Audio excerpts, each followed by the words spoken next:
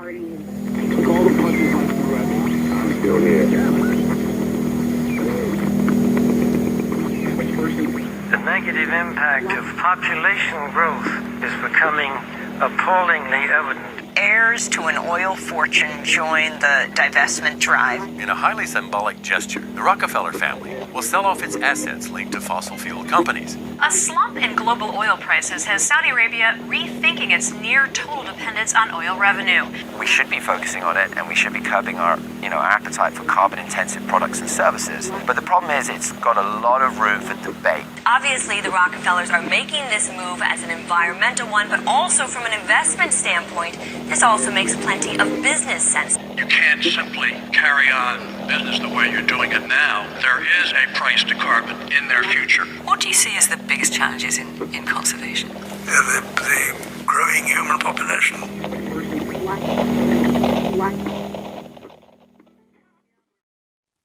At the dawn of the 20th century, a new international order was emerging, one founded on oil. And by the end of the 20th century, that order was firmly established. Heating, transportation, industrial power, plastic manufacturing, pharmaceuticals. There is no facet of modern life that is not, one way or another, dependent on oil. But the rulers of this oligarchy, the Rockefellers at Standard Oil, the British royals at BP, the Dutch royals and the Rothschilds at Royal Dutch Shell, were not content with mere financial domination. The power that came with their near-total monopoly on the world's most important commodity was enormous, and they had no qualms about using that power to remake the world in their image. As we saw in How Big Oil Conquered the World, the impact of the oligarchs has been breathtaking. From the education system to the medical profession, from the Green Revolution to the Gene Revolution, from World War to the Gulf War, oil money has been used to shape every aspect of the world we live in. With the rise of the petrodollar in the 1970s, even the international monetary system itself rests on oil.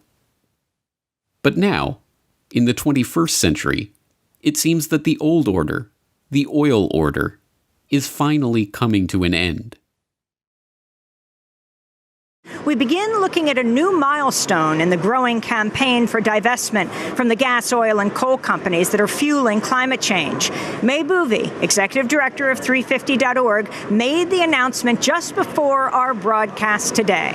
Today we're announcing that as of today, total divestment commitments have passed the $3.4 trillion mark. That's $3.4 trillion of assets under management, now fossil-free. In the oil and gas sector, we recognize the contribution of our activities and products to greenhouse gas emissions, which is why the OGCI was set up. What began as a movement on US college campuses has reached the skyscrapers of high finance. Globally, nearly 200 institutions and thousands of individuals have moved a total of $50 billion in assets away from fossil fuels. If we take our money, put it into renewables like solar panels, the world could be such a better place. The masses, having identified the oligarchs and their destructive grip on the planet, see big oil waning and have begun to celebrate. To them, the promise of a post-carbon future represents the end of the oligarchy. What many do not realize, however, is that the oil order was never about oil. The oligarchs did not care about oil, but control, and, having long outgrown their financial dependence on the commodity that brought them their power and riches, they are at the forefront of this push for the post-carbon era.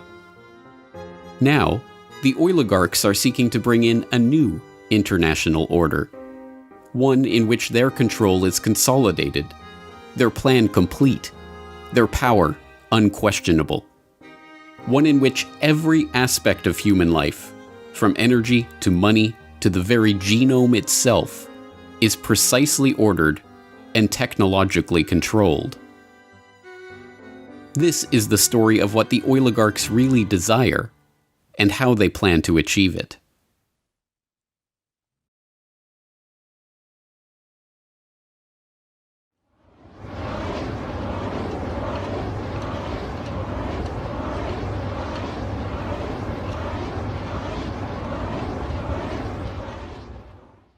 Dhaka, 1963. It's a day much like any other in Dhaka.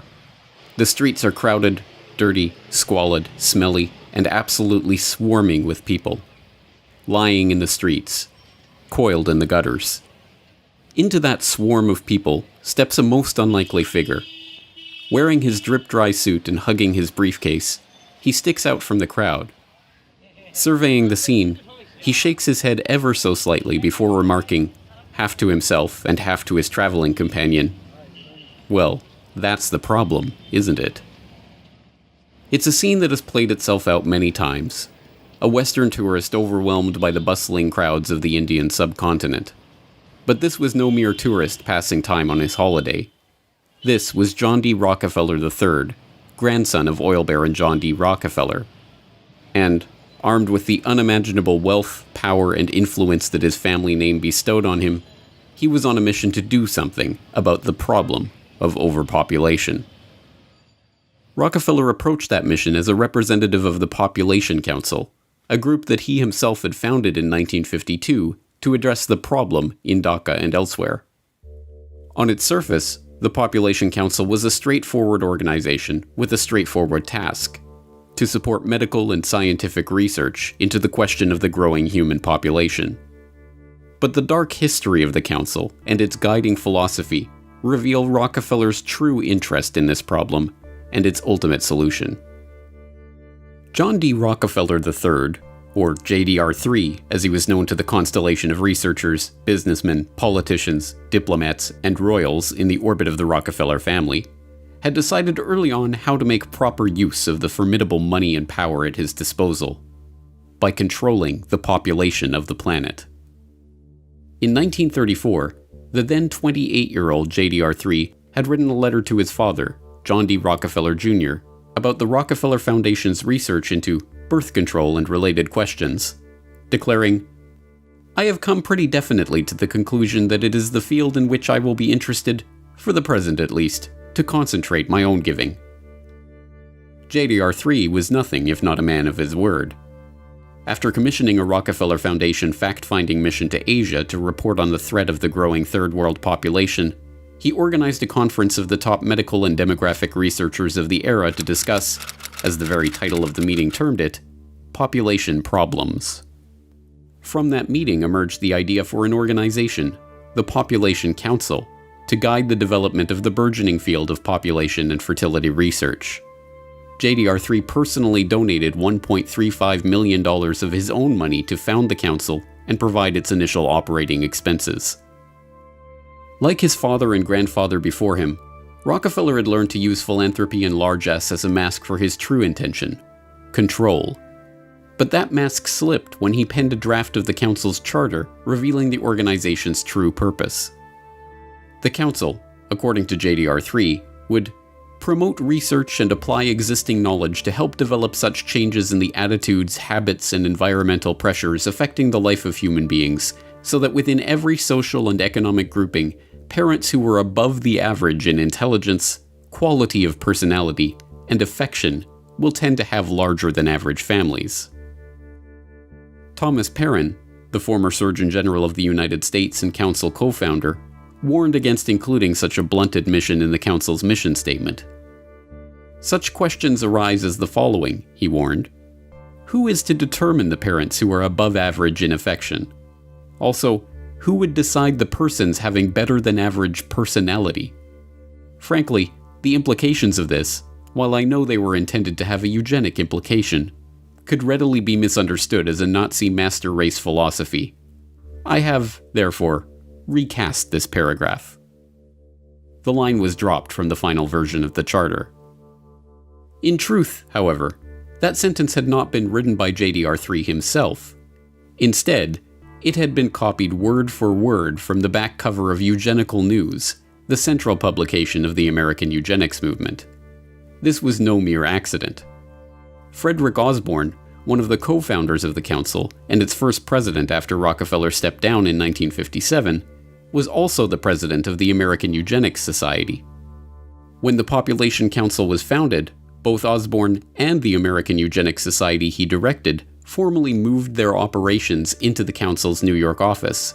with the Eugenics Society now taking its funding directly from Rockefeller's Population Council grant. The Population Council was the Eugenics Society under another name. Eugenics. This was the guiding vision of JDR3 and the Rockefeller family's philanthropy.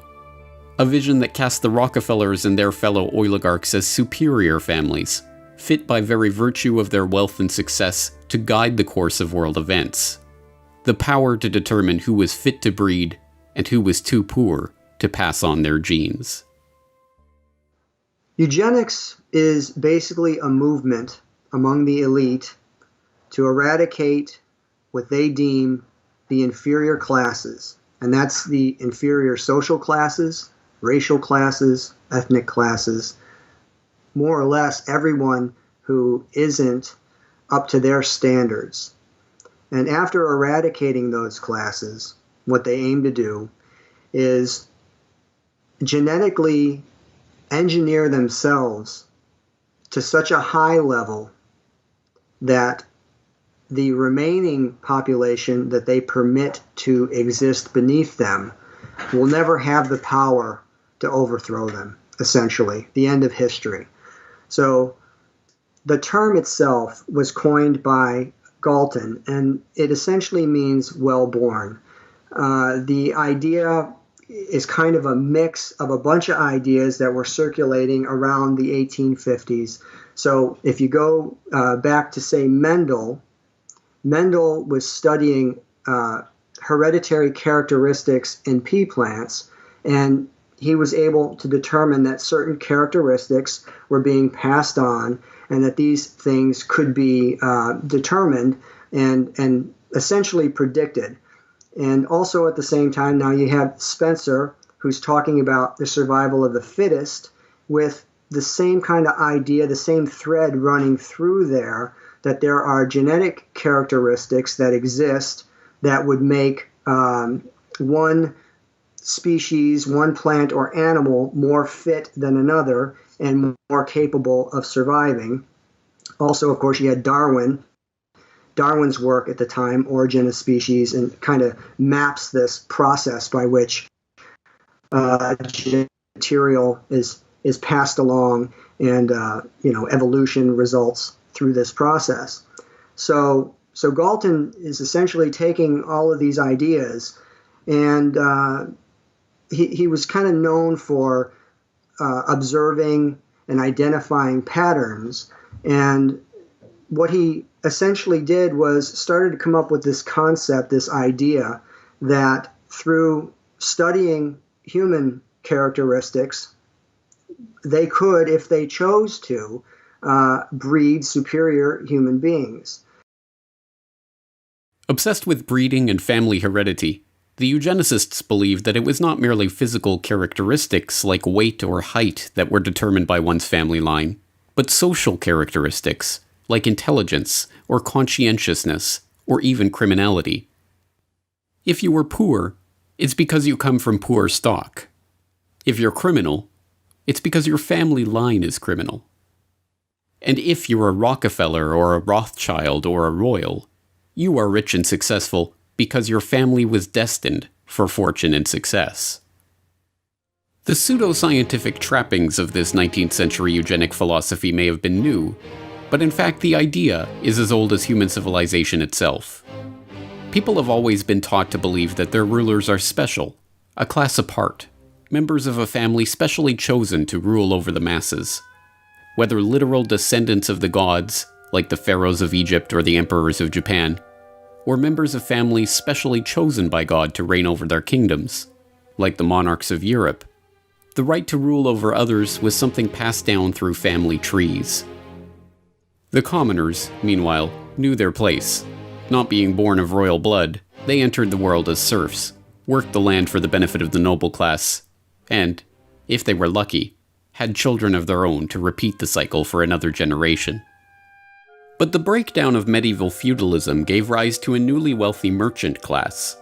The development of the scientific method challenged centuries of religious dogma. The spread of Enlightenment philosophy led to the toppling of monarchs and the rise of democracy. and the Industrial Revolution paved the way for the rise of the robber barons and the creation of vast new family fortunes. By the late 19th century, as the oligarchs in America and Europe began to consolidate their wealth, a new justification for elite rule of society was needed. One that discarded with outdated appeals to supernatural order and seemed to rest on a bedrock of science. An idea that could explain how nouveau riche upstarts like the Rockefellers and Rothschilds had risen to positions of prominence in society alongside the old royal dynasties of Europe. Eugenics fit the bill perfectly. The answer was in their genes.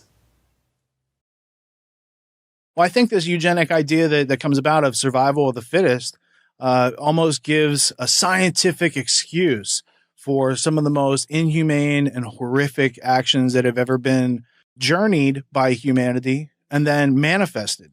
So the idea of controlling people through controlling reproduction and reproductive capability and access to mates and stuff like this is an idea that's thousands of years old. So eugenics, when it came around, in a strong form in the late 1800s, where you've got people like the Darwins, the Wedgwoods, and the Huxleys, specifically T.H. Huxley, Thomas H. Huxley was known as Darwin's bulldog. So these ideas of eugenics really take on, a new life of their own at the end of the 1800s, and coming into the 1900s, these ideas were embraced by the same families that were these robber barons that were being funded by the Rothschild banking network. Also the Fabian Socialist Society, which again had a lot of the same movers and shakers as these people who were higher ups in the British Empire. So when it reared its head in the 1920s and 30s and these forced sterilization campaigns, whereas, if they felt that you had a low IQ or that you had some congenital disease that would be passed on, that you didn't have the right to marry and have children. Eugenics, of course, was pseudoscience. When Galton and his fellow travelers began developing the theory, the identification of the actual mechanism of heredity, including genes and DNA, was nearly 100 years away. Instead, they used catch-all terms with no definition like feeble-mindedness to diagnose poverty or criminality, claiming it was caused by defective germplasm. They used phrenology to try to determine the physical expression of alcoholism or low intelligence. Even the most famous works of the eugenics era, like Henry Goddard's study of the Kallikak family, were roundly discredited and even repudiated by their authors. It's 100% pseudoscientific. It's absolutely arbitrary. The characteristics that they're looking for, something like feeble-mindedness, is something that is not only not scientific, it can essentially be described in any way that the person who is observing wants it to be described. So feeble-minded could mean that maybe you stutter, so then you're feeble-minded. Maybe you're shy, so you're feeble-minded. Maybe they just don't like the way you act, so you're feeble-minded. But the idea was an infectious one. Like all the most enticing pseudoscience, it explained so much with so little effort. It appealed to the vanity of the researchers, usually hailing from successful and wealthy families themselves, and it gave an excuse for social engineering on a scale never before dreamed of. When eugenics crossed the Atlantic, spreading from the rarefied British countryside of Galton and his cohorts to the rocky shores of America, it hit ambitious young researchers like Charles Davenport with hurricane force. A Harvard-trained zoologist who had grown up in a strict, puritanical family of New England Congregationalists, Davenport's authoritarian father was obsessed with genealogy, tracing the family tree all the way back to his Anglo-Saxon forebears in 1086. When the younger Davenport discovered Galton's writing while working in a biological laboratory on Long Island, he found his purpose in life. As he later told the American Breeders Association, which became an important ally in his eugenicist cause, society must protect itself. As it claims the right to deprive the murderer of his life, so also it may annihilate the hideous serpent of hopelessly vicious protoplasm. With the proselytizing fervor of a religious convert, Davenport concocted an ambitious idea for furthering the eugenic cause: the creation of a eugenics record office to register the genetic background of every single man, woman, and child in America, and eventually the world, so that every person could be categorized by their family line and assigned a genetic rating. Once completed, those with the lowest eugenic value could be eliminated from the gene pool. So the idea of eugenics makes its way to America, lands in the lap of Charles Davenport, who approaches the Carnegie Institute for funding.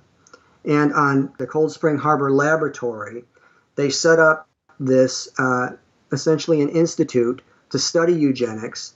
And this eventually evolves with some Harriman money into the Eugenics Records Office. So between this initial institute that's set up at Cold Spring Harbor and then the Eugenics Record Office, which is also added to that, you're talking about millions and millions and millions of dollars of funding that's put forward to go out and investigate and find the inferior germplasm. Basically, that's how it's often described.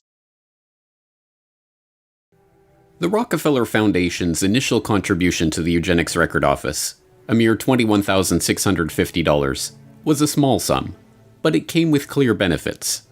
Not only the institutional infrastructure and the personnel of the foundation and the prestige of the Rockefeller name itself, but the promise of increased support as the work advanced. And as always, the Rockefellers were true to their word. Rockefeller Foundation researchers like William Welch, the founding director of the Rockefeller Institute for Medical Research, sat on the ERO's board and helped direct its activities. The Rockefellers also provided funds for specific research, like a $10,000 grant to survey New York's Nassau County for the eugenically unfit. And it created sister organizations like the Bureau of Social Hygiene, which cross-pollinated research and researchers with Davenport's own laboratory. John D. Rockefeller Jr. especially showed an interest in Davenport's work right from the start. They kept up a regular correspondence on a number of eugenics issues. In January 1912, when a plan to institutionalize mentally deficient female convicts to stop them from having children was floated, the young Rockefeller heir wrote to Davenport for his thoughts on the scheme. For his part, Jr. declared that, "This plan seems to me an immensely important one. It points out a scientific way of escape from the evils which our courts are intended to correct, but in reality only increase." After Davenport responded that the plan would only work if it included a eugenical screening of the convicts, Jr. contributed $200,000 to found just such an institute. The Institute of Criminology in New York was administered by Rockefeller's own Bureau of Social Hygiene and staffed by workers trained at the Eugenics Record Office. Fueled by the support of America's rich and powerful, the field of eugenics transformed from the quaint hobby horse of a few mad scientists into the social cause of an entire generation. Economists, politicians, authors, activists. By the 1920s, everyone who was anyone was extolling the need to eradicate the germplasm of the lower stock. Marie Stopes, the celebrated family planning pioneer who founded Britain's first birth control clinic in North London in 1921, railed against hordes of defectives, calling for the compulsory sterilization of those she deemed unfit for parenthood. Tommy Douglas, now venerated as a hero in Canada for his role in founding the nation's healthcare system, submitted a master's thesis to McMaster University advocating that subnormals, defectives, and morons, like those with low IQ or physical abnormalities, be isolated on a state farm or in a colony where decisions could be made for them by a competent supervisor, and called on the government to certify mental and physical fitness to stop the unfit from breeding. John Maynard Keynes, the economist who gave us the Keynesian economic school that is still popular among central planners today, was himself president of the British Eugenics Society from 1937 to 1944. Alexander Graham Bell is still revered as the inventor of the telephone, but was in fact an early supporter of Charles Davenport and a founding member of the Eugenic Records Office Board of Scientific Directors. He openly campaigned for the eradication of the deaf race by governments intervening to stop deaf people from marrying. Nobel Prize-winning playwright and author George Bernard Shaw advocated for the creation of a government panel that would require everyone to justify their existence before it. If they failed to do so, Shaw thought those people should be killed by the state. Eventually, with foundation funding and promotion, this eugenicist mindset filtered down into the popular culture. The American Eugenics Society sponsored fitter family contests at state fairs, awarding prizes to families scoring the highest on eugenic health tests. The society also sponsored contests to award prizes to clergy who fit the message of eugenics into their sermons. Eugenics even found its way to the silver screen. Well, we thought it necessary to present your family's case to the State Medical Commission. And after an examination, they decided there was but one important action to take: to have your entire family sterilized. Why, what's that? I don't know what you're talking about. Well, we investigated your family's history, Alice. And those of the past 3 generations have been feeble-minded, congenital cripples, or habitual drunkards. Instead of improving, each generation is more of a problem. Now, in this state, we have a law which provides for such people to have an operation so there won't be any more children. I see. But merely popularizing their ideas was not the goal of the eugenicists. They wanted action. And in this case, that meant concrete steps towards eliminating the defective germplasm from the human population. Government-sanctioned murder of those deemed unfit was always one option on the table.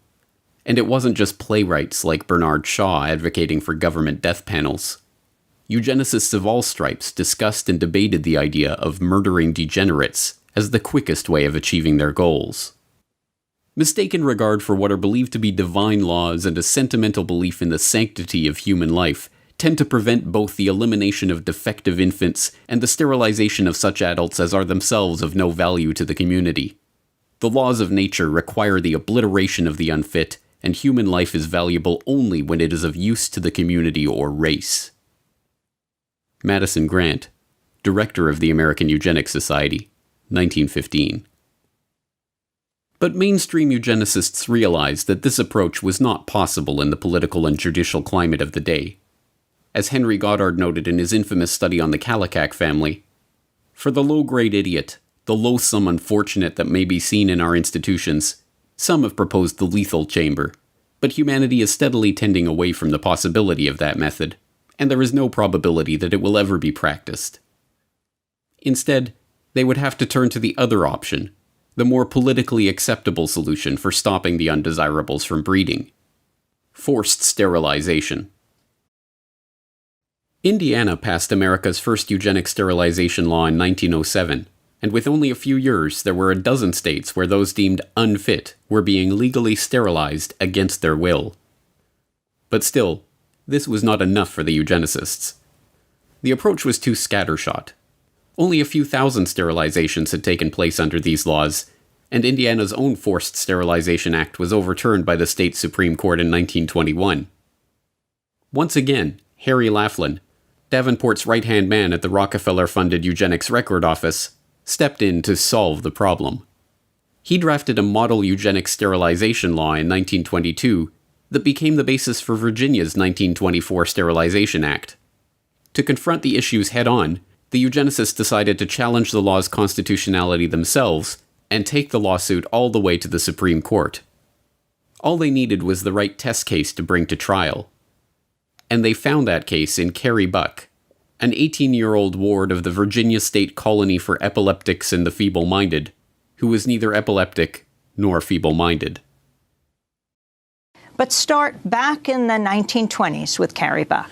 So she's a young woman who is growing up in Charlottesville, Virginia, being raised by a single mother. Back then, there was a belief that it was better often to take poor children away from their parents and put them in middle-class homes. So she was put in a foster family that treated her very badly. She wasn't allowed to call the parents mother and father. She did a lot of housekeeping for them and was rented out to the neighbors. And then one summer, she was raped by the nephew of her foster mother. She becomes pregnant out of wedlock, and rather than help her with this pregnancy, they decide to get her declared epileptic and feeble-minded, though she was neither, and she shipped off to the Colony for Epileptics and Feeble-Minded outside of Lynchburg, Virginia. And what happened to her there? So she gets there at just the wrong time. Virginia has just passed a eugenic sterilization law, and they want to test it in the courts. So they seize on Carrie Buck as the perfect plaintiff in this lawsuit. So they decide to make her the first person in Virginia who will be eugenically sterilized. And suddenly she's in the middle of a case that's headed to the U.S. Supreme Court. The case was a sham, concocted merely to get the Supreme Court stamp of approval on the issue of forced sterilization. Buck's independent counsel was in fact Irving Whitehead, one of the founding directors of the colony that was pushing to sterilize her, and the man who appointed the director that was pushing for her sterilization. Buck herself was not feeble-minded, nor was her mother, nor was her daughter, Vivian Buck, who Carrie bore as a result of being raped and who was declared feeble-minded as a baby because, as a social worker testified during the trial, there was a look about it that is not quite normal. But just what it is, I can't tell. None of these facts mattered to the Supreme Court. Presided over by former President and Chief Justice William Howard Taft, the court voted 8-1 in favor of upholding Buck's forced sterilization and the constitutionality of the Virginia eugenics sterilization law itself. Writing the decision was one of the most famous and venerated justices in the history of the court, Oliver Wendell Holmes Jr., himself a eugenicist from the so-called Boston Brahmin sect of the hereditary East Coast establishment. In his decision, Holmes justified the forced sterilization of those like Buck by calling on the government's right to vaccinate the citizens against their will. It is better for all the world if, instead of waiting to execute degenerate offspring for crime or to let them starve for their imbecility, society can prevent those who are manifestly unfit from continuing their kind. The principle that sustains compulsory vaccination is broad enough to cover cutting the fallopian tubes, he declared before infamously concluding, 3 generations of imbeciles are enough. And with that, the floodgates were opened. New laws were enacted, and old laws revised to comport with the Supreme Court's decision.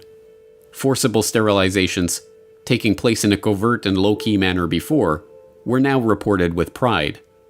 A few thousand individuals sterilized against their will became tens of thousands. The eugenics era, brought into being by the immense fortune of the Rockefellers and their ilk, had arrived. And with the aid of a very dramatic push by the Rockefellers, it was about to go international. Beginning in November 1922 and increasing throughout the 1920s, the Rockefeller Foundation began a series of grants and fellowships to German scientists.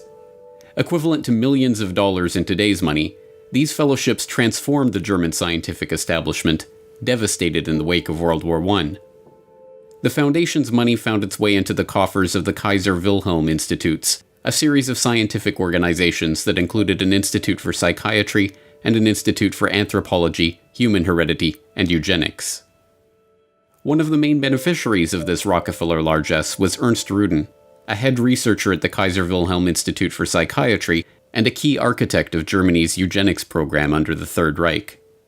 Rudin co-edited the official rules and commentary on the law for the prevention of defective progeny, which was passed on July 14, 1933, less than 6 months after Hitler was appointed interim chancellor by President Paul von Hindenburg. The law, like the Virginia law that the Supreme Court upheld and led to the sterilization of Carrie Buck and tens of thousands of other Americans, was modeled on Harry Laughlin's model eugenics sterilization legislation. It formed genetic health courts, which could mandate sterilization of defectives in 8 different categories: the feeble-minded, schizophrenics, manic depressives, sufferers of Huntington's chorea, epileptics, those with hereditary deformities, the blind, and the deaf. Alcoholics, a 9th category, were to be optionally added to the list, with a caution against inclusion of ordinary drunkards. By the end of the year, 62,400 Germans were found unfit to breed and sterilized against their will. By 1945, that number had reached 400,000. In the 1940s, that eugenics program was to expand into euthanasia under the Action T4 program, resulting in over 70,000 children, senior citizens, and psychiatric patients being murdered by the Nazi regime. As the dust settled on World War II, the name of eugenics became synonymous with the Nazis in the minds of the general public. The eugenicists, outraged, knew that their work could not continue any longer under the name of eugenics. But that didn't mean that it couldn't continue.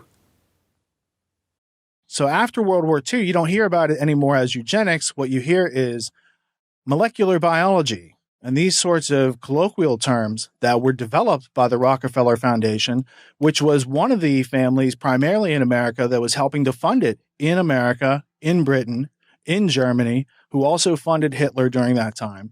So there's a lot of overlaps between the people who were actually out there funding genocide and the people who had ideas about culling the population and population control and sterilizing people. And these ideas go on and permeate society to this day.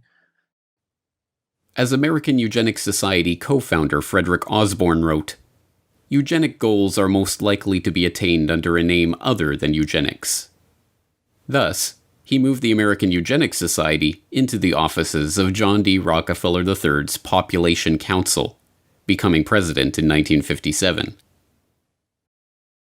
The Rockefellers and their fellow oligarchs had for generations felt themselves to be stewards of the planet, protecting it from the rising tide of the genetically inferior. They were not about to give up that quest. They would simply have to package it under a different name.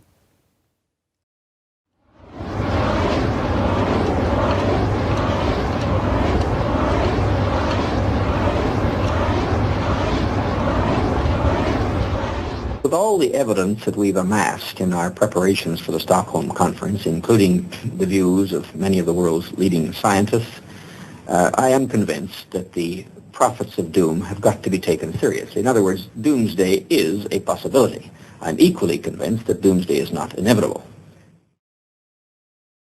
On paper, it would be almost impossible to find a less likely candidate for godfather of the modern environmental movement than Maurice Strong. A junior high school dropout from a poor family in rural Manitoba struck hard by the Great Depression, Strong's meteoric rise to the heights of wealth and political influence is itself remarkable. The sheer number of environmental organizations that he founded, conferences he chaired, campaigns he directed, and accolades he received over the course of his career is even more remarkable. Organizer of the Stockholm Environmental Conference, founding director of the United Nations Environment Program, Secretary General of the Rio Earth Summit, founder of the Earth Council and the Earth Charter Movement, chair of the World Resources Institute, commissioner of the World Commission on Environment and Development, and board member of a bewildering array of organizations, from the International Institute for Sustainable Development to the Stockholm Environment Institute to the African American Institute. But perhaps the most remarkable thing about Strong, this ubiquitous figure of the 20th century environmental movement, was his background. A Rockefeller-connected millionaire from the Alberta oil patch who divided his time between environmental campaigning and running major oil companies. To understand how this came about, we have to examine the history of the emergence of the environmental movement. In the post-war period, the desire to control the population put on a new mask, protecting the world from resource depletion, pollution, and ecological catastrophe. And, as always, the Rockefeller family was there to provide the funding and organizational support to steer this burgeoning movement toward their own ends. President Nixon and the United States Congress established the Commission on Population Growth and the American Future. The chairman of this unique commission is John D. Rockefeller III. It was a very broad-ranging mandate. Nobody's had one of this character before. And just from that, this question of quality of life just emerged as the seemingly key issue. But the main finding was that stabilization of some kind is clearly desirable for the country. Yes, we said that it is recognized that population cannot continue to grow indefinitely. Nobody questions that. And we said from our findings, we felt that now the nation should welcome and plan for a stabilized population.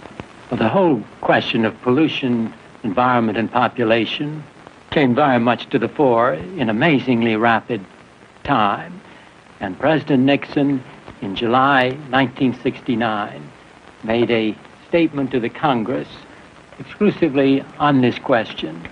And I'd like to read just 2 sentences from that statement, as I think it's indicative of his concern in regard to the subject and his recognition of its importance here and around the world. He said, "One of the most serious challenges to human destiny in the last third of this century will be the growth of the population. Whether man's response to this challenge will be a cause for pride or for despair in the year 2000 will depend very much on what we do today." Joining the Rockefellers in shaping the international environmental movement were their fellow oligarchs across the Atlantic, including the British royals behind BP and the Dutch royals behind Royal Dutch Shell. And facilitating the transition from eugenics to population control to environmentalism was Julian Huxley, brother of Brave New World author Aldous Huxley and grandson of Darwin's bulldog T.H. Huxley.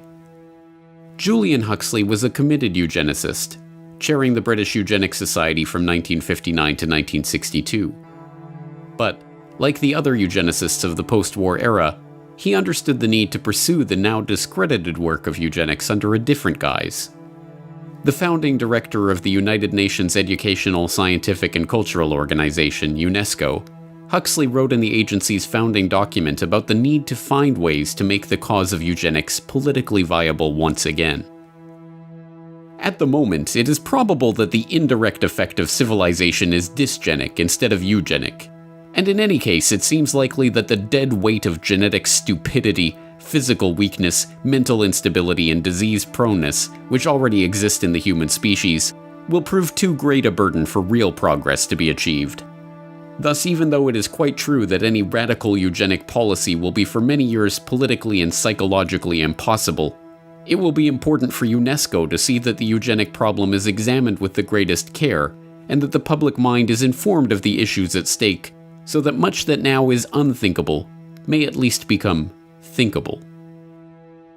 Huxley found the perfect front for the reintroduction of these unthinkable eugenical ideas in 1948, when he used UNESCO as a springboard for founding the International Union for the Conservation of Nature, and then again in 1961, when he used that agency as a springboard to create the World Wildlife Fund.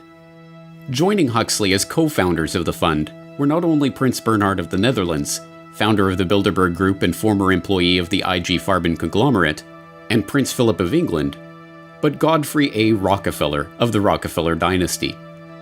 Together, they pledged to harness public opinion and educate the world about the necessity for conservation. Years of education about the strain that the growing human population put on the resources of the Earth, paid for by the very oligarchs who had just spent the past century monopolizing one of the world's key resources, led, inevitably, to a predictable conclusion. Now, for the first time in the history of man, an international movement is underway. The people of the nations and the nations of the world have joined together to find the answers. This building and the world's representatives hold the solution. We have seen what we've done to bring about the destruction of our Earth. Is it not the time now to cure the disease that we ourselves have created? Yes, the cure for the disease of mankind, according to Rockefeller-funded propaganda featuring John D. Rockefeller III as an expert commentator, was to be found at the United Nations, whose headquarters had been so graciously donated by the Rockefeller family itself. And the first step toward discovering that cure was to organize the UN Conference on the Human Environment in Stockholm in 1972, the world's first international environmental conference. For 11 days in June 1972, Stockholm was a magnet for everyone concerned with the environment. 1,200 official delegates from 113 nations were in Stockholm for the first international conference on the human environment. The meeting, first proposed to the United Nations by Sweden and approved by the General Assembly in 1968, attracted worldwide attention. In 4 short years, the topic of the human environment had gone from the back pages of newspapers to make headlines on page 1. And who better to oversee the conference and lay the institutional groundwork for this burgeoning, oligarch-supported movement than a consummate oil man. The very fact that the conference began with 113 participating countries with very high-level delegations from those countries, this in itself represented a very significant step forward, because this demonstrated more than anything else the real concern of the majority of countries in the world. All his life, Maurice Strong had the uncanny ability to be in the right place at the right time to meet the right person to advance up the ranks. Having been born in Oak Lake, Manitoba in 1929, and suffering through the Great Depression, the ambitious young Strong dropped out of school at age 14 and headed north to look for work. Finding his way to Chesterfield Inlet, Strong got a job as a fur buyer for the Hudson's Bay Company, and there met Wild Bill Richardson, a prospector whose wife, Mary McCall, hailed from the family behind McCall Frontenac, one of Canada's largest oil companies. So Mr. Strong sort of enters the big world through a guy by the name of Wild Bill Richardson, who was a sort of prospector, married into an oil family called McCall, whose company was called McCall Frontenac. It was a major importer of oil from the Middle East, had been taken over long since by the Texaco Company through a brokerage house called Nesbitt Thompson. So in a way, Mr. Strong was introduced to the world of big oil and the world of resources at a very young age, was picked up as a very smart kid, taken under the wing of a man named Paul Martin Sr., who was a cabinet minister and whose son would go on to become the Prime Minister of Canada. And introduced to the oil patch through people at the very top, and that would include David Rockefeller. Through the Richardsons, Strong made a series of increasingly unlikely connections. First, he was introduced to the treasurer of the then brand new United Nations, Noah Monod. Unbelievably, Monod didn't just secure Strong a job as a junior security officer at UN headquarters, he allowed the young Manitoba farm boy to live with him in New York. And while there, Monod introduced Strong to the most important contact of his life, David Rockefeller. From that moment on, Strong was a made man. And from that moment on, wherever Strong went, Rockefeller and his associates were there somewhere in the background. It was a Standard Oil veteran, Jack Gallagher, who gave Strong his big break in the Alberta oil patch when he quit his UN security job to return to Canada. And when Maurice Strong suddenly decided to quit that oil patch job, sell his house, and travel to Africa, he supported himself working for Rockefeller's Caltex in Nairobi. When he quit that job in 1954 and started his own company back in Canada, he hired Henry Bruni, a close friend of Rockefeller associate John J. McCloy, to manage it, and appointed 2 Standard Oil of New Jersey reps to its board. By his late 20s, he was running his own company, and was already a millionaire. As he would throughout his life, Maurice Strong capitalized on these connections and opportunities to full effect. After being chosen to organize the UN Environmental Conference in Stockholm, he was appointed a trustee of the Rockefeller Foundation, which then funded his office for the Stockholm Summit and supplied Carnegie Fellow Barbara Ward and Rockefeller ecologist René Dubos for his team. Strong commissioned them to write Only One Earth, a foundational text in the sustainable development arena that is heavily touted by globalists as a key document for promoting the global management of resources. The 1972 Stockholm Summit is still hailed as a landmark moment in the history of the modern environmental movement, leading not only to the first governmentally administered environmental action plans in Europe, but the creation of an entirely new UN bureaucracy, the United Nations Environment Programme, UNEP. Naturally, the UN appointed Maurice Strong as UNEP's first director. Shortly thereafter, Strong continued his double life by jumping straight back into the oil patch. Eastern Canada was hit particularly hard by the OPEC oil embargo, and as a result, then Prime Minister Pierre Trudeau created Petro-Canada, Canada's national oil company. And who did he tap as the company's first president? None other than that crusading Rockefeller-backed environmentalist, Maurice Strong. Leaving that post in 1978, Strong continued with a scarcely believable series of governmental, private sector, and international appointments, from chairman of the Canada Development Investment Corporation to chairman of AZL Resources Incorporated to leading the UN's famine relief program in Africa.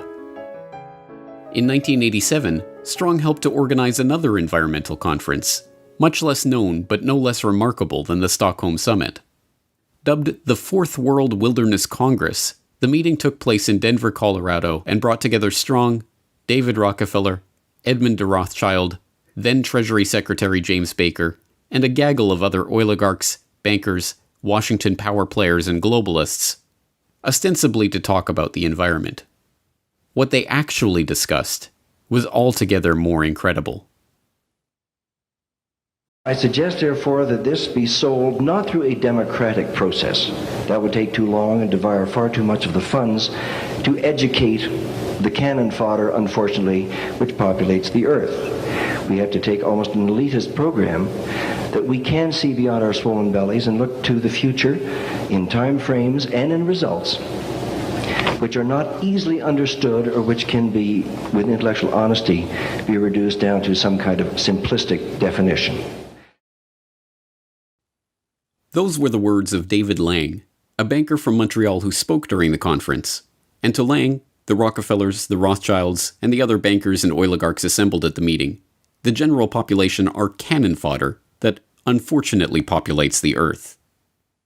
This candid admission, a perfect encapsulation of the eugenical ideas at the heart of the global conservation movement funded into existence by the oligarchs themselves, was caught on tape by George Hunt, a businessman in Boulder, Colorado, who had volunteered to help the conference as a concerned citizen and came away horrified by what he had witnessed there. He released his own recordings of the proceedings in the early 1990s to warn the public about this group and its ultimate aims. Hunt's recording captured the moment when Maurice Strong introduced Baron Edmund de Rothschild, whose father's cousin had sold the Rothschilds' Azerbaijani oil fields to Royal Dutch Shell in 1911, as a pioneer of the environmental movement and a founder of the concept of conservation banking. One of the most important initiatives that is open here for your consideration is that of the conservation banking program. As we mentioned this morning, we have as our chairman, fortunately, the person who really is the source of this very significant concept. He is one of the trustees of the International Wilderness Foundation, which sponsored this meeting. He was at the first of these congresses. So his conversion to the relationship between conservation and economic development has been a pioneering one. So there is no better person. He epitomizes in his own life that positive synthesis between environment, conservation on the one hand, and economics on the other. And I'm just delighted to have this opportunity of introducing to you Edmund de Rothschild.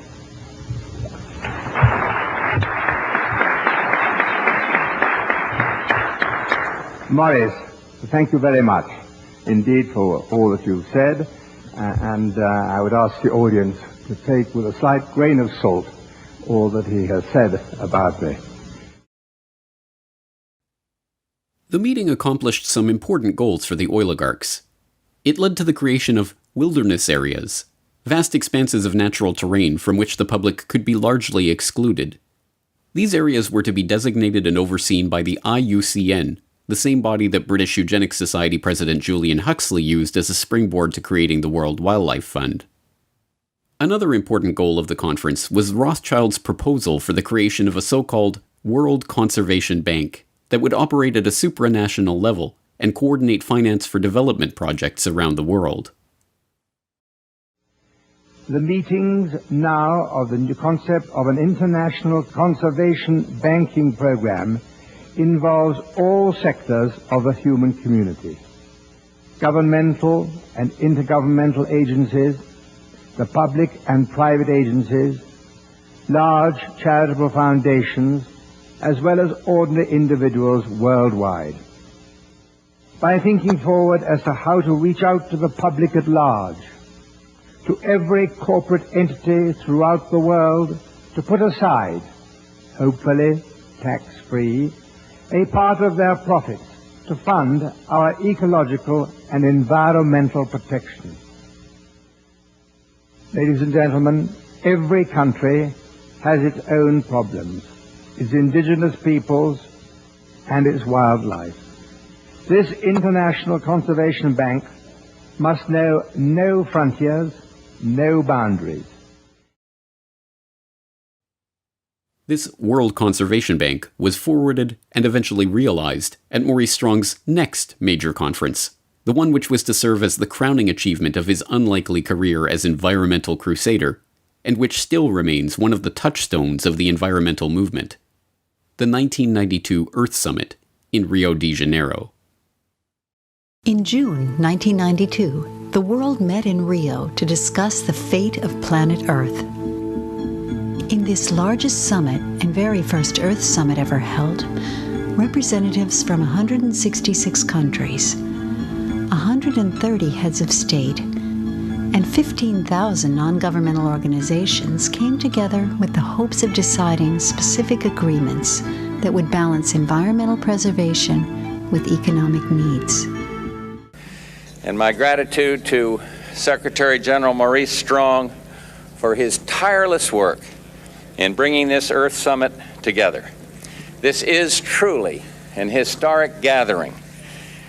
There are those who say that economic growth and environmental protection cannot be compatible. The world is our garden, and together we must cultivate it.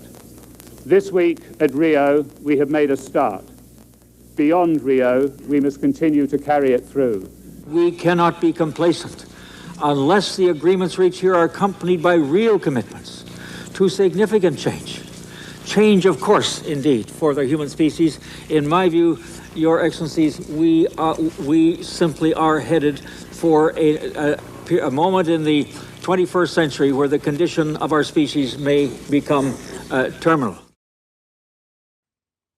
As useful as the Fourth World Wilderness Congress had been in advancing the agenda of Maurice Strong and the oligarchs, that was only setting the stage for the Earth Summit in Rio. At the Earth Summit, Edmund de Rothschild got his World Conservation Bank. Dubbed the Global Environment Facility and launched at the summit itself, it serves as the funding mechanism for 5 different UN conventions and provides billions of dollars worth of financing to environmental and development projects around the world. Its 18 implementing partners include the Rockefeller-funded Food and Agricultural Organization, the Huxley-founded International Union for the Conservation of Nature, the Maurice Strong-created United Nations Environment Program, and the Prince Bernhard, Prince Philip, Godfrey Rockefeller-founded World Wildlife Fund. One of the Global Environment Facility's specialties are debt-for-nature swaps, where third world countries are given debt relief in return for opening their land up for environmental development projects. The projects come with transaction costs of up to 5%, paid to the contractors who manage and direct the investments, not the locals, who, like the Aborigines of Palawan Island, are kicked off their land and effectively wiped off the face of the map. The Earth Summit also gave rise to the United Nations Framework Convention on Climate Change, the body to which the Intergovernmental Panel on Climate Change delivers its reports. Generally thought to be neutral, non-governmental bodies relying only on science and evidence, the UNFCCC and the IPCC are handcuffed by the terms that Strong set out for them to deliver only one conclusion: that humanity is to blame for climate change. When they set up the Intergovernmental Panel on Climate Change, Maurice Strong, who we should talk a lot about, he wrote the terms of reference. And the first term of reference was the definition of climate change. And he limited it deliberately to only human causes of climate change. And of course, that effectively eliminated all the natural causes, natural variability, which is why you see them not looking at things like the sun and a whole bunch of other issues. And of course, he then limited it even further in another term of reference that he set it up into 3 working groups. There was the technical group, working group 1, which wrote the science report. And that was 600 of the 2,500 people. The other 1,900 were in working groups 2 and 3. Now, they were inconsequential because they had to accept the findings of Working Group 1, which were already limited by their terms of reference. So whatever their finding was, Working Groups 2 and 3 then said, okay, you telling us it's going to warm, we accept that as fact. We now look at the implications of that. And that's where you hear all these stories about, oh, the ice is going to melt, the sea level is going to rise. So really, the majority of the report by 1,900 scientists is accepting without question the finding of the first group. Now, Strong, it really restricted it even more because they came out and said, look, this report is not to be used for policy. But then they set up the summary for policymakers, the absolute contradiction of that. And the summary for policymakers is written by a completely separate group, and then they write it independent of the science report. They write science reports finished and set aside. The summary for policymakers is written and given out to the media. But the rules, the terms of reference that Strong wrote said that the summary for policymakers goes back to the science report people and says, make sure your science report agrees with what we've put in the summary. Another product of the Earth Summit in Rio was the Earth Charter, a quasi-religious document that Mikhail Gorbachev, who helped draft the text along with Maurice Strong, referred to as a replacement for the Ten Commandments, and which sought to usher in an era of Gaia worship and global responsibility, declaring that fundamental changes are needed in our values, institutions, and ways of living. The document then counsels that we must create a world of shared responsibility to the Earth community, before concluding, in order to build a sustainable global community, the nations of the world must renew their commitment to the United Nations, fulfill their obligations under existing international agreements, and support the implementation of Earth Charter principles with an international, legally binding instrument on environment and development. Well, the Earth Charter was one of the byproducts, ultimately, of the first Earth Summit. I published the Earth Charter in the appendix of my book, Technocracy Rising, the Trojan Horse of Global Transformation, just so people could see this with their own eyes, what it says. It was a document that was like a compact with the world. It was a very religious, humanistic document that tried to unify the world into a single concept of globalization. And it was a very defined document that was signed off. The history goes back before that, but it was finally signed off by I don't know how many, just almost all the nations at the United Nations.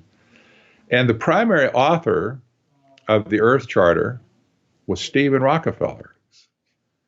And so the Rockefellers understood early on that, no, it's not just the economic system, and it's not just necessarily the political control system. We also have to factor in a religious belief that we can use to get people to believe what we're doing is for their good. What the oligarchs had been working toward for decades, and what they achieved in Rio in 1992, was the completion of the transformation of the eugenics philosophy, from talk of sterilization of the feeble-minded, to a popular understanding of humanity as a cancer that must be removed for the Earth to live. Now, the duty was to reduce carbon footprints and reduce the population in the name of saving the planet. But wrapped in this new vocabulary, and coming with a trendy, pervasive, and well-funded advertising campaign, the end result sounded remarkably similar to the eugenics of old. A new study from Lund University in Sweden says the single best way to cut your carbon footprint, assuming you want to, is simply to refuse to reproduce. Deleting some humans from existence, they say, saves far more carbon than, I don't know, being a vegetarian, riding a bike to work, not boarding an airplane. There is a study that says, well, actually, if we reduced global fertility by half a child per woman, that you could maybe do that. It would go a long way, but it would reduce like a big chunk, a fifth to a quarter of all carbon emissions needed to avoid that tipping point. So should we have policies that penalize people for having extra kids in the developed world? So I do think that we should at least consider it. Well, at least consider it is like do it. In the push to reduce global warming, children, according to some, are the new culprits. A think tank in the UK says too many kids are what's making the planet worse, saying large families, anything over 2 children really, should be frowned upon as an environmental no-no. And, without the public even noticing it, the oligarchs were able to wrap themselves in this new flag to appear not as the billionaire scions of the oil industry who made their vast fortunes by plundering the earth and monopolizing its wealth, but as crusading environmentalists who are going to save the planet from the cannon fodder that unfortunately populates the earth. The negative impact of population growth on all of our planetary ecosystems is becoming appallingly evident. So we have been members of the IPCC. We have authored many of their papers. We have peer-reviewed all their papers. So we have been engaged in the understanding of the evolution of our understanding of climate change for decades. At Saudi Aramco, we strive to continually reduce the environmental impact of our operations, from oil well to consumer, and our support for the Oil and Gas Climate Initiative that strives to be a catalyst for practical action on climate change through collaboration on technology and best practices. We have a common reason. We care about environment. We think that together we can do better. We have the competencies, we have the strength, we have the tools to do good things in this field. Technology that will be developed through this investment fund of $1 billion will help us in the long term to reduce emissions. We want to build an ecosystem of innovation on this issue, working together. Putting our forces together, we can bring pragmatic and concrete solutions. And even today, the masses, outraged over the carnage that big oil has wrought, are content to have that outrage directed by the very oligarchs they seek to oppose. The same oligarchs who are quietly funding and supporting their environmental movement from behind the scenes, and even leading it from the front. The Rockefeller family made headlines by divesting from oil completely in 2016.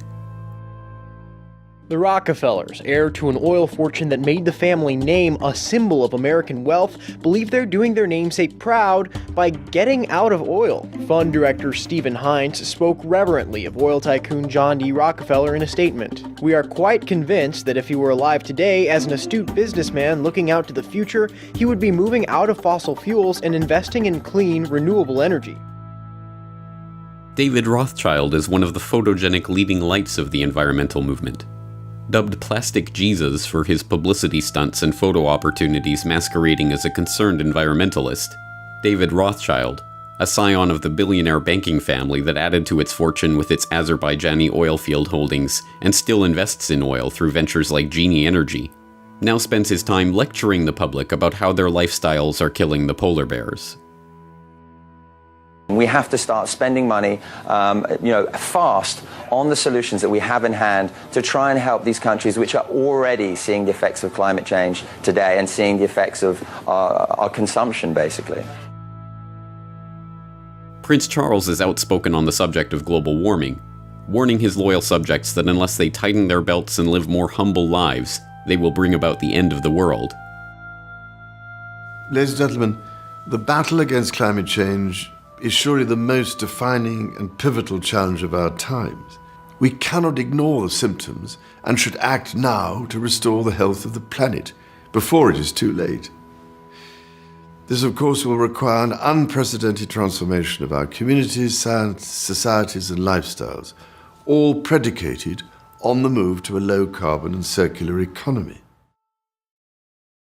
The groundwork has been laid for what these oligarchs call the post-carbon era.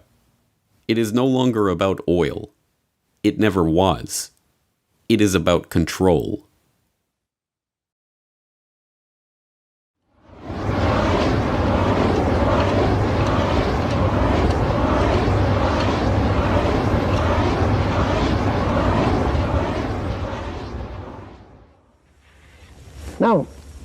this complete cycle for the world, to give you a time scale on that, bear in mind that started in 1857. And so here's where we were about 3 or 4 years ago. This was proved reserves in here, which would add up to about here. And the estimated peak would occur about 1995, and we go into the decline. That middle 80% again is a spread from the 60s, the late 60s, up till a little over beyond 2020, or it's computed out here about 56 years. That assumes an orderly evolution. That says that a child born, say, within the last 10 years will probably see the world consume most of its oil if he lives a normal life. In his lifetime. Today, Marion King Hubbert is best known as the Shell oil researcher who gained notoriety in the 1950s for predicting that the U.S. would achieve its peak production of petroleum by 1970, and that almost all of the planet's oil supplies would be exhausted by 2020. This peak oil theory, still sometimes referred to as Hubbert's peak, was, like everything else generated by big oil, a conveniently crafted lie, designed to habituate the market to artificial scarcity and thus keep oil prices high. Hubbert's prediction was not based on any empirical data from any oil field, but instead relied on Hubbert's incorrect guesses about remaining oil reserves and employed a heuristic tool to model production. As Hubbert's protege and colleague at Shell Oil, Kenneth DeFaze, conceded years later, the numerical methods that Hubbert used to make his prediction are not crystal clear. Today, 44 years later, my guess is that Hubbert, like everyone else, reached his conclusion first, and then searched for raw data and methods to support his conclusion. Shortly before his death in 1989, Hubbert himself admitted that when he showed his peak oil paper to Shell's managing director before presenting it to his colleagues, the director had told him not to go overboard with his estimates of oil reserves, pointing specifically to L.G. Weeks, a rival geophysicist who had estimated reserves to be much higher, and thus the impending threat of undersupply and the need for high oil prices to be much weaker. But although today Hubbert is remembered almost exclusively for his peak oil thesis, he was in fact involved in a much larger, lifelong project, helping to codify and incorporate a movement that, much like eugenics, was wildly popular nearly a century ago, fell out of favor in polite society, and yet continues today under other names. That movement was called technocracy. Hello, I'm Arvid Peterson, and this is the first of a two-part presentation on technocracy, an alternative social system. These programs are not intended to entertain or amuse you, nor are they meant to scare you. We are making a new approach. It is not political, financial, philosophical, legal, religious, or moral. It is a technological approach. Technocracy is the scientific answer to America's social problems. And technocracy is a new design for social operation that is based upon science. It is the vehicle by which we can move into a new era for better living. Technocracy billed itself as a social movement, a philosophy, a scientific solution to political and economic problems, and a new way of ordering the world. But at base, it is an idea for a new international economic order, one to be designed and managed down to the most minute detail by a select few, the technocrats. Technocracy was defined very succinctly in 1938 by their own publication, the Technocrat magazine. And they call it a system of scientific engineering of, society. They saw themselves as a merger between hard science and social science, which really is an oxymoron. Social science is not really a science, in my opinion. But they really believed that. So they believed that they could take their scientific method that they used in the hard sciences and apply it to society. They also believed that they alone were the only ones that could run society correctly as a result of technology having come in and changed the fabric of society. They hated politicians. They hated the establishment, the organization of society the way it was, because it was not efficient. It was not, conservation-based, if you will, to conserve resources. And so they just kind of took it upon themselves to define an economic model that would replace capitalism and free enterprise. And that's exactly what it was, replacement economic system. Drawing on Henry Saint-Simon's call for a scientifically organized socialist system, the positivism and secular humanism of Auguste Comte, and the principles of scientific management propounded by Frederick Taylor, the technocratic movement emerged from the same environment of progressivism, positivism, and social Darwinism that birthed eugenics. Just as the eugenicists believed the human race could be improved through selective breeding controlled and administered by a small group of scientists and their billionaire backers, so too did the technocrats believe that they could improve the social and economic conditions of humanity by controlling and administering society. And, happily enough for the oligarchs, the technocrats would improve the world by replacing money with energy certificates. Led by the eccentric revolutionary economist and sociologist Thorstein Veblen, the technocratic movement that formed around Veblen's New School for Social Research and Technical Alliance attracted both engineers and serious researchers like King Hubbard and Buckminster Fuller, and fellow eccentrics like Howard Scott. Scott, a mysterious man of uncertain background, established himself in New York City at the end of World War I and came to be seen as a bohemian engineer. In 1920, he went to work for the Wobblies as a research director, and the following year he founded the Technical Alliance, a group of engineers and scientists centered around Columbia University who, as a forerunner to the technocracy movement, advocated for a society run by scientists and engineers. In 1932, the charismatic and well-spoken Scott managed to attach himself to Walter Raudenstrauch, a professor at Columbia and the founder of the university's Department of Industrial Engineering. With a common interest in technocracy, the two became friends and allies. It was through Raudenstrauch that Scott was able to approach the president of Columbia, Nicholas Murray Butler, for permission to use the university's facilities. Butler, always on the lookout for the cutting edge of progressivism, was swayed by the technocratic ideas, and soon Scott's Committee on Technocracy was operating out of the basement of Hamilton Hall. When Butler let word slip about the next big idea being cooked up in the basement of his university, technocracy became a sensation. It was lauded in the press. Scott became a sought-after speaker, and there was even a dance named after the movement. It was at Columbia that Scott met King Hubbard, and the two, an unlikely pair of serious-minded researcher and eccentric revolutionary, immediately hit it off. Their stint together at Columbia was about to come to an abrupt end, but their association would last for decades and help give birth to ideas that would eventually transform the world. Technocracy really got recognized when it was at Columbia. We'll talk in a minute. They didn't last there very long because, as it turned out, one of the promoters of technocracy, Howard Scott, turned out to be a fraud. He was kind of the main spokesman for the movement, and he pumped up his resume like so many people do today, unfortunately. He pumped it up and basically just lied about his past, his educational past. And they all assumed he had a degree in some advanced engineering, whatever, and he knew all the buzzwords. But some sharp reporter did some investigative research on him and said, I can't find where this guy graduated anywhere. And when Columbia found out that the guy was a fraud, they realized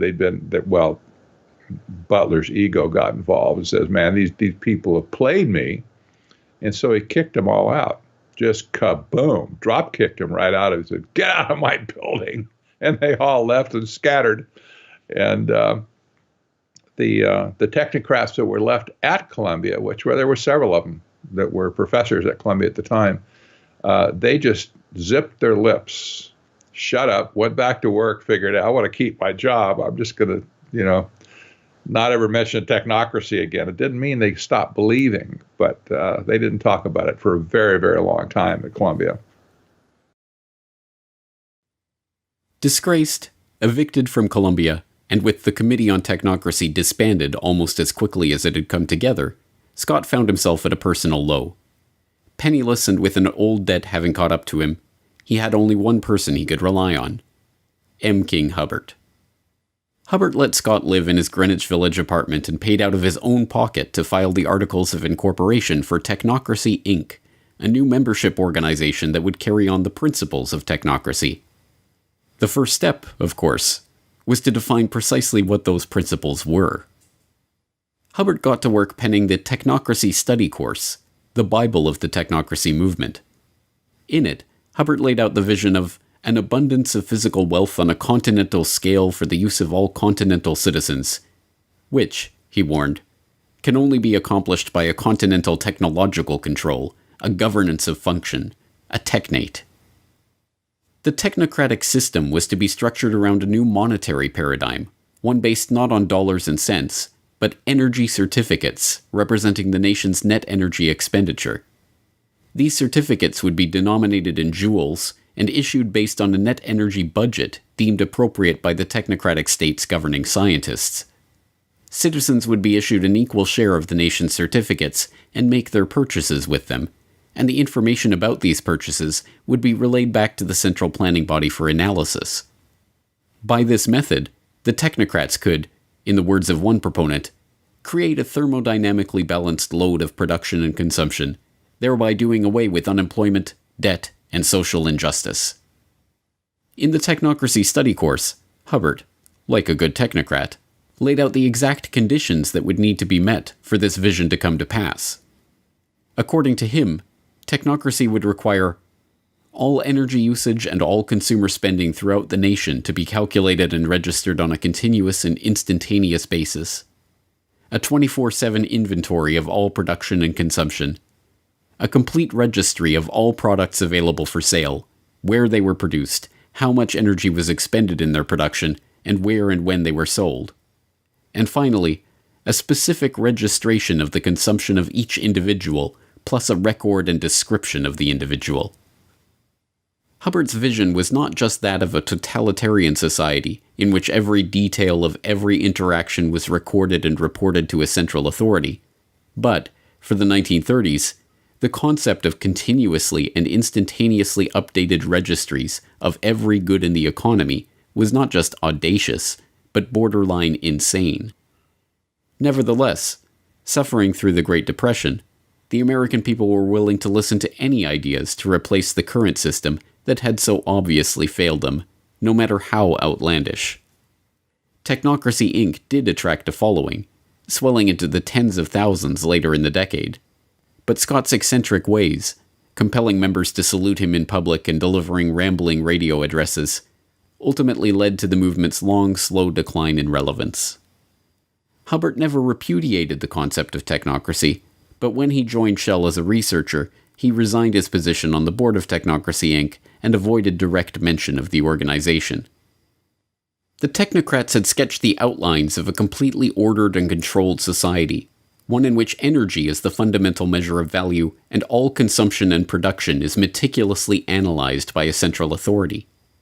Technocracy Inc. still exists to this day, but the language and thinking of the technocrats has, like eugenics, undergone a metamorphosis. And, also like eugenics, the name may have faded into obscurity, but the idea lives on in the hands of the oligarchs.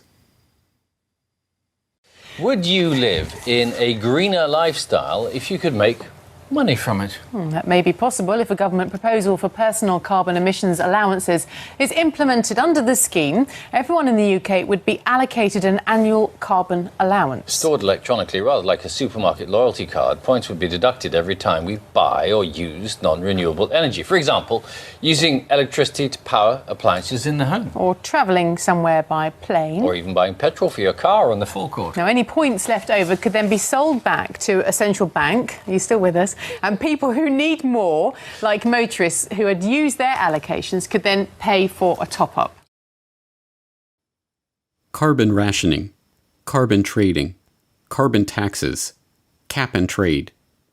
Just as the technocrats of old envisioned a new economic order based on energy and governed by the dictates of scientists and engineers, so too does this modern form of technocracy envision an economic order in which energy is budgeted, priced, and traded by intergovernmental panels of scientists and the political caste that grows up around these institutions. The Environmental Protection Agency is not a frivolous agency. It is created to yes, to regulate carbon dioxide emissions.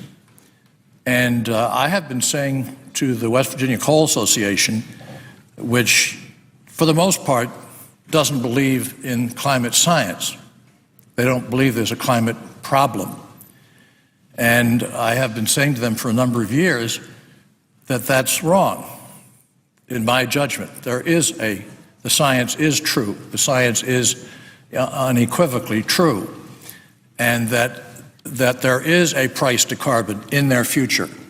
I said this a couple of months ago. There's a price to carbon in their future. But I believe that the cap and trade approach is the essential first step, partly because it is the only basis upon which we can envision a truly global agreement, because it's very difficult to imagine a harmonized global tax.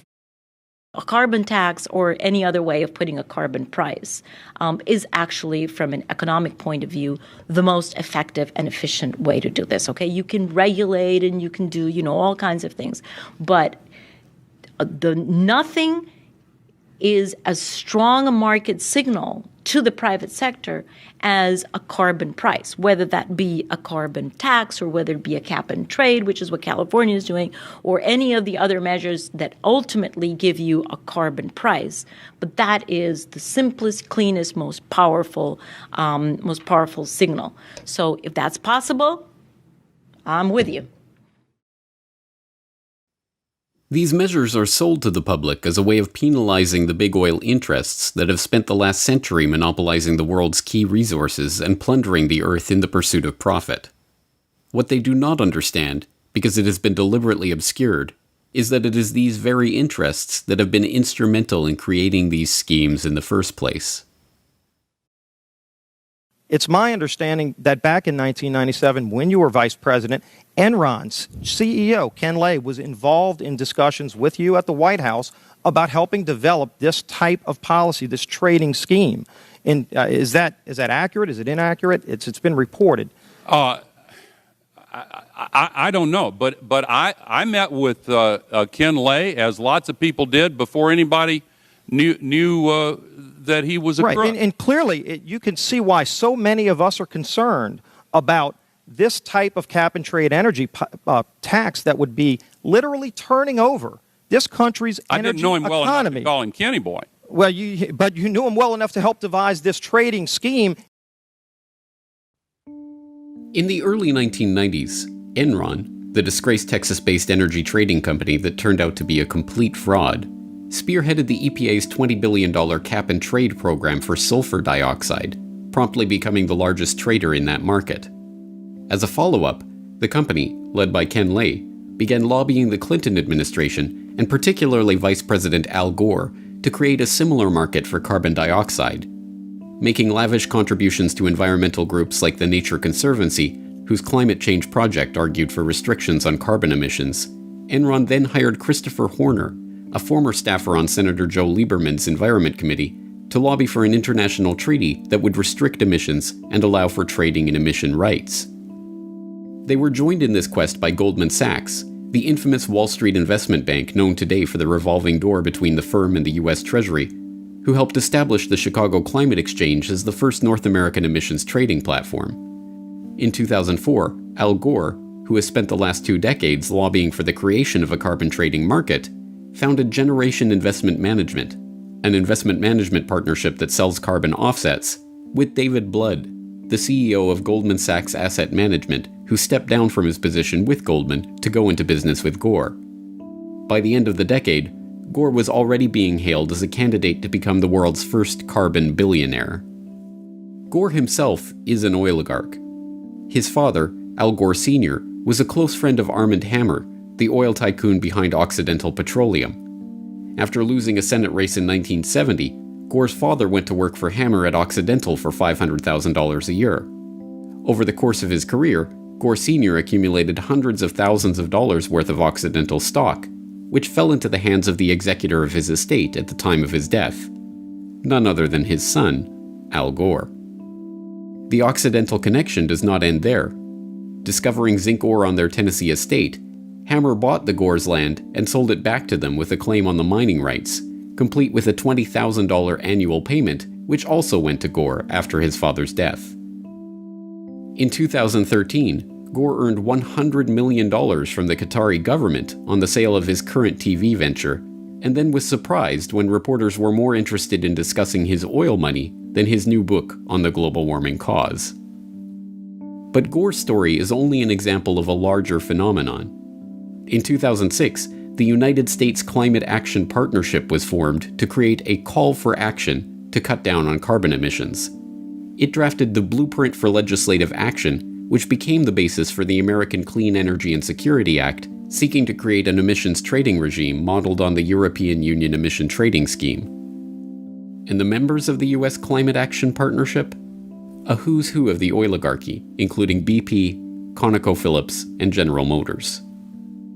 Carbon taxes and carbon trading have proven to be a hard sell for an increasingly wary public, but with the Paris Agreement of 2015, the world saw the biggest step yet towards this technocratic future of energy control and carbon rationing. No surprise, then, that the summit itself was sponsored by and prominently supported by Big Oil. What's your position, and what message would you send to the president? Well, we have been clear in our support of the climate agreement in Paris. We were part of the Oil and Gas Climate Initiative, which is 10 of the big companies in the world who are working towards projects and technologies that are needed. I think we all want to know how the formula will work, but I think the concept of Paris needs to stay in everybody's mind on the issues of we've got to transition the world to a lower carbon forms of energy. I have no doubt it will happen. Yes, I think that what happened in Paris is very, very important. And Mr. Ban Ki-moon underlined that yesterday, that is important not only for the planet, not only for us citizens, not only for our children, it is important for the business. But using energy as the new metric of value for the post-carbon economy is just one element of the neo-technocratic vision. When Hubbert wrote his Technocracy study course, he made it clear that technocracy could not come to fruition without 24/7 surveillance of all energy usage and a continuous stream of data about all goods being produced by and consumed by society. But whereas in the 1930s such a system must have seemed like a delusional flight of fancy, today it is already being implemented. By now, you may have heard the term Internet of Things. Sounds interesting, but what does the Internet of Things actually mean? IoT is an evolution of mobile, home, and embedded applications that are being connected to the Internet, integrating greater compute capabilities and using data analytics to extract meaningful information. Billions of devices will be connected to the Internet, and soon, hundreds of billions of devices. As related devices connect with each other, they can become an intelligent system of systems. And when these intelligent devices and systems of systems share data over the cloud and analyze it, they can transform our businesses, our lives, and our world in countless ways. Why create a smart city? Well, smart cities are more responsive to citizens, and they help reduce environmental impact. They're more cost-effective and they're safer. Smart cities make people happier and more connected to their community. Cities are becoming increasingly instrumented. Sensors that enable the capture of all sorts of data are being integrated across city systems, providing critical information on city activity and operations. Sensors on a bridge transmit data on its physical condition. A camera on a freeway relays traffic flow, and digital meters record water and energy usage in real time. Mobile and social channels enable local governments and citizens to communicate with each other, creating yet another source of useful data. Advanced analytics can now readily identify trends and patterns within these massive amounts of data. Information can be integrated, gathered and shared via dashboards, visualizations, and alerts to facilitate understanding and collaboration across systems, agencies, and groups. This department store in Bundang has introduced a new way to shop. With its smart shopper system, customers pick up a small scanner and tag the item they want to buy. It eliminates the hassle of having to carry heavy items in a shopping basket, not to mention the hassle of having to get them home. After you pay for the items at an automated kiosk, the goods are delivered right to your home. Before, I had to wait in long lines at the checkout, but now I can use the Smart Shopper system to pay. It's really quite convenient. Aside from their convenience to shoppers, the system also helps stores gather data about their customers' shopping habits. The smart home communicates with the grid and enables consumers to manage their electricity usage. By measuring a home's electricity consumption more frequently through a smart meter, utilities can provide their customer with much better information to manage their electricity bills. Inside the smart home, a home area network, or HAN, connects smart appliances, thermostats, and other electric devices to an energy management system. With the smart meters, they'll be able to tell exactly what's going on in your home at down to the microsecond, based upon 24/7 communication with all of your appliances, which will also in the future, if this goes through fully and if there's not a public backlash, all of your appliances will need to have a wireless transmitter on them, and they'll need to be, certified under some smart, program. So this means that not only, just stepping aside from one moment to the health issue, this means that not only is your smart meter emitting on average of 13,000 microwave pulses per day, but every one of your appliances is going to be doing the same thing because it will be needed to be communicating with the smart meter itself. So that is a serious concern. We'll get into that a little bit later. But as far as the privacy issue, just diving right in, the current CIA director, David Petraeus, was quoted as saying, "We're going to use smart appliances to spy on you."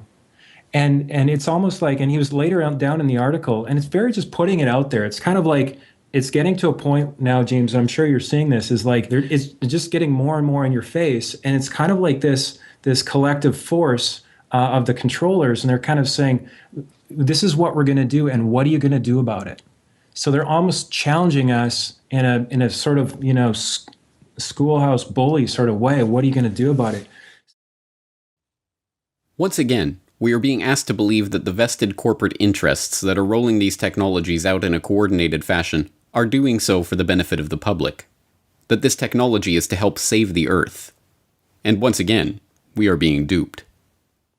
The technocratic agenda is not about saving the Earth. It is not about helping the public.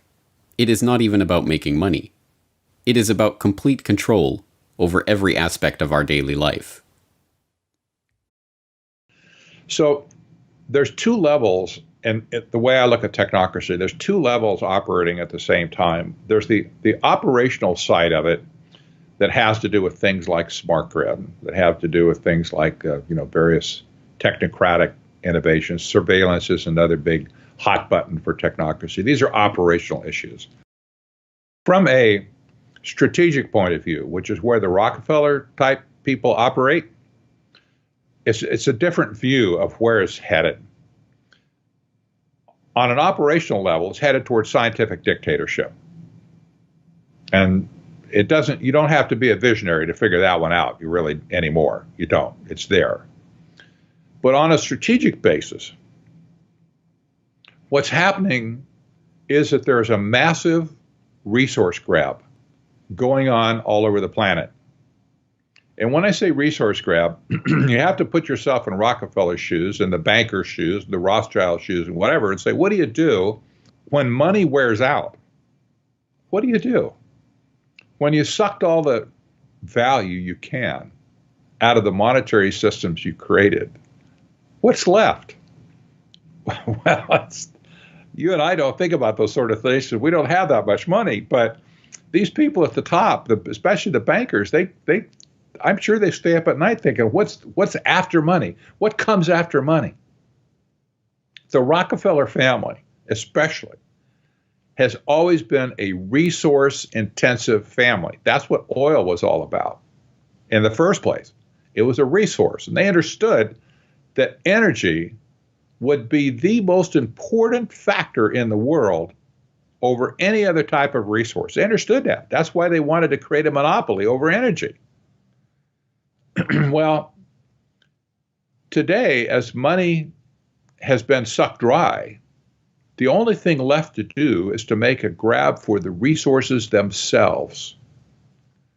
And that's what sustainable development is all about, is taking the resources of the world away from you and me, away from private companies that aren't part of the clique, if you will, and putting them into a global common trust that will be managed by them for their benefit.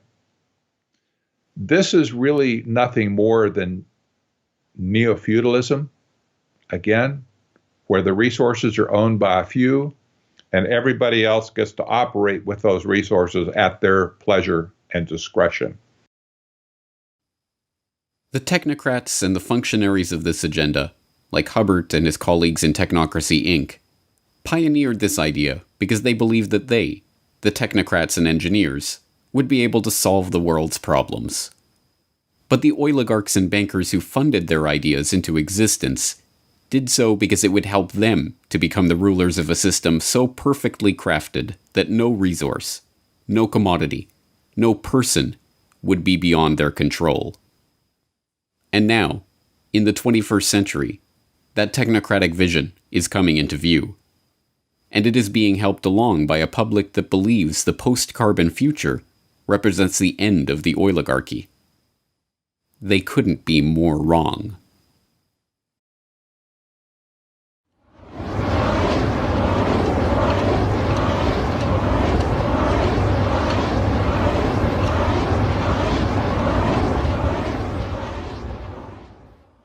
Oil. It was never about oil. It was about control. Control over energy and production and consumption. Control over the world's resources. Control over the population. Control over humanity itself. Every other thing that the elite put forward is nothing more than a pretext for what they've been after since the beginning. So as I cover in Tragedy and Hope 101, I discuss this concept of the elite seeking to rule all habitable portions of the world. And they don't want to secure that so that they can then have it taken away from them. So they come up with pretexts that they can sell both to the public but also to the administrative class that justifies what it is that they're trying to do. They need to. So whether it's global warming hysteria, or whether it's technocracy, or whether it's Agenda 2030, or whether it's eugenics, there's a common thread that runs through all of this. And that common thread is the desire to consolidate and exercise coercive power. In the case of eugenics, it's the desire to consolidate and exercise the ultimate power, which is the power over who ultimately is going to live or die, who will be permitted to exist in the gene pool from here forward. The picture is bleak, and made all that much bleaker by the fact that so many have been duped into believing that the oligarchs' ultimate agenda, an agenda of technocratic control, micromanagement of our daily lives, and, ultimately, the elimination of the cannon fodder from the gene pool, is in fact in their own best interest. The oligarchs, shielded behind their smokescreen of sustainable development and post-carbon economy, are closer than ever before to achieving their true goal of total control. But if the people perish from lack of knowledge of this agenda, then understanding is the first step toward the solution. It's hard to fight an enemy that you don't recognize or can't see. That's the biggest problem in the world today, in my opinion, is that people have no visibility whatsoever of this issue. They've covered their tracks so well that nobody can see them. How can you fight an enemy that you don't know? I think the famous Chinese general Sun Tzu brought that up hundreds of years ago. You can't fight an enemy that you don't know. first we have to recognize who the enemy is. Well, big oil conquered the world because monopolization of all resources on the planet is the goal. And to get to that goal, you have to monopolize the energy aspects of people around the planet, but you also have to control the food, the actual energy for the human beings whose energy you want to control. If you control those two aspects, the green revolution and the gene revolution, then you're able to control the entire planet, every resource on it, and basically extinguish freedom for the rest of history. So how big oil conquered the world was already done in the movie. Why big oil conquered the world has to do with the complexities of controlling populations, not for money, because these are the people that print money out of nothing and charge us for it. So really, it's a study of power. So why did they want to do this to the rest of us? Because they could, and because we were tolerant so far and haven't resisted enough to make it stop. So that's where we find ourselves today, becoming informed on the history so that we can actually plot our course in the future to map or chart out a course and actually get to some place that resembles cognitive liberty and physical freedom and justice for all. Big oil, big pharma, genetic engineering, the green revolution, the environmental movement, eugenics, technocracy. Not one person in 1,000 can detail the historical development of these ideas or the people and the agenda that connects them. But if you have watched this documentary, you are now that one person in 1,000. The question is, what are you going to do with this information? As the oligarch's quest for total control comes into view, it's difficult to remember that it all started a century and a half ago with Devil Bill Rockefeller, a 2-bit snake oil salesman always on the run from the last group of marks he managed to con. In a way, nothing has changed but the scope of the con and the number of marks who have fallen for the routine. But now that you know the snake oil that is being fed to the public, the only question that matters is, are you going to drink it? Down in Pennsylvania, there is plenty oil, they say. Petroleum, petroleum, we must all have some. The oily fever, don't you see, infects most every live Yankee. From north, from east and west they come for petroleum oil. Oil, oil, oil, oh petroleum. Oil, oil, oil, petroleum.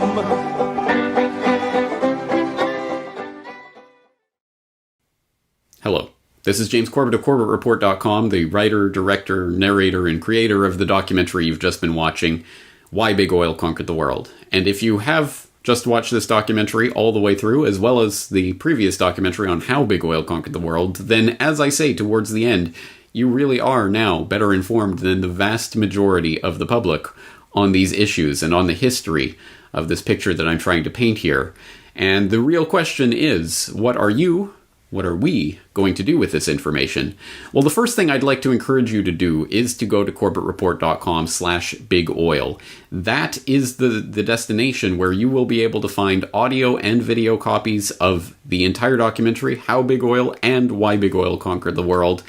All there for your free download and perusal, and as a handy link that you can share with others if and when you're ready to start sharing this information. But perhaps the most important part of CorbettReport.com/bigoil is the hyperlinked transcript.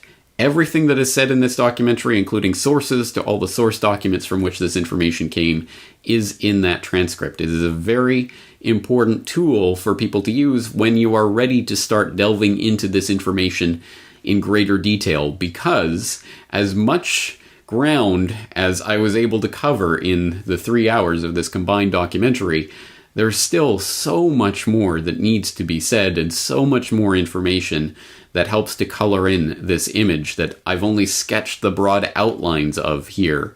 And the transcript, along with the hyperlinks to source documentation, is a good way to start filling in the different pieces of this puzzle. But it doesn't end there, and I'm not going to end the story there, because there are I could have easily made several documentaries instead of just this one and trying to condense it all into one. There's so much more that needs to be said, and certain things that only appear in the documentary for 1 or 2 minutes can and should be developed into entire hour-long explorations. So that's exactly what I'm going to be doing in the coming weeks and months. I'm going to be further developing some of the ideas that are introduced here and some of the characters and history, and fleshing them out in podcast episodes on CorbettReport.com, where we'll explore these issues in much greater detail. So please stay tuned for that. And as I say, once you've started getting into this research and looking at some of the source documents, and you are familiar with this material and you want to share it with others, then CorbettReport.com/bigoil is the place to go and the place to send people to for that exploration.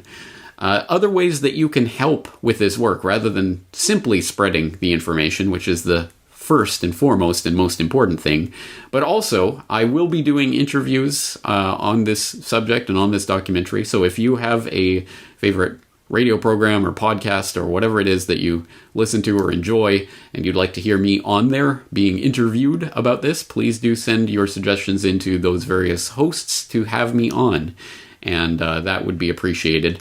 The other thing you can do is to get physical hard copies of this, because there are people out there who don't trust anything they see on the internet. But if it's on a physical disc, they'll be more receptive to it. Well, that's fine. And other people just want a physical hard copy of it. Well, you can purchase a physical hard copy of the documentary, both How Big Oil Conquered the World and Why Big Oil Conquered the World. They're available in a 2 DVD set that is now available from CorbettReport.com for $20 US. That includes shipping and handling anywhere in the world. It's 2 discs. It's the 3-hour documentary in complete form here.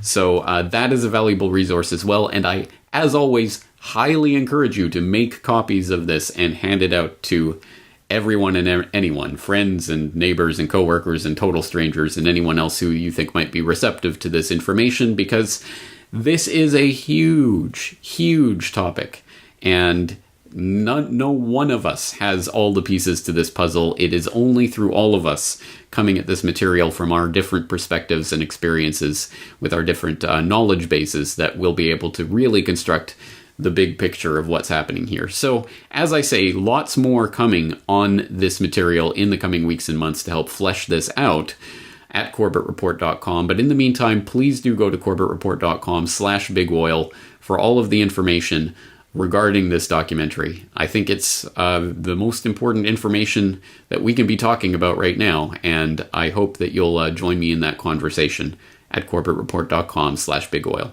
Thank you.